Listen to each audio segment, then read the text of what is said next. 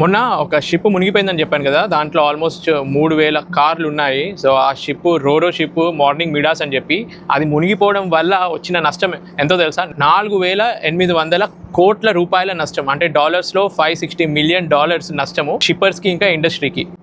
మరి ఇంత నష్టం ఎవరు భరిస్తారు అంటే హల్ అండ్ మిషనరీ ఇన్సూరెన్స్ అని ఒకటి ఉంటుంది. అంటే షిప్కి సంబంధించిన హల్ ఇంకా మిషనరీ, అంటే షిప్ మొత్తం టోటల్ లాస్ అయిపోయినట్టు మునిగిపోయింది కాబట్టి, సో వాటి నుంచి కొంత ఇన్సూరెన్స్ మనీ వస్తుంది.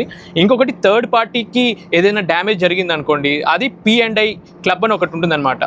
ప్రొటెక్షన్ అండ్ ఇండెమినిటీ ఏదైతే ఈ క్లబ్ ఉందో థర్డ్ పార్టీకి సంబంధించిన డ్యామేజెస్ లాసెస్ ఏమైనా ఉంటే కవర్ చేస్తుంది. అంటే 2 షిప్పులు గుద్దుకున్నాయి, ఒక షిప్ తప్పు వల్ల ఇంకో షిప్కి నష్టం జరిగింది, లేదంటే పొల్యూషన్ అయింది. ఇప్పుడు ఆ షిప్ వేరే వాళ్ళ కార్లను క్యారీ చేస్తుంది కాబట్టి వాళ్ళు కూడా థర్డ్ పార్టీ కిందకి వస్తారు. సో ఆ లాస్ అయిన కార్లను కానీ కార్గోకి సంబంధించిన లాసెస్ కానీ ఈ P&I క్లబ్ ద్వారా వాళ్ళకి వస్తాయి అనమాట. మీకు దీని గురించి డీటెయిల్ వీడియో కావాలి అంటే కామెంట్ బాక్స్లో మెన్షన్ చేయండి, నేను వీడియో చేస్తాను.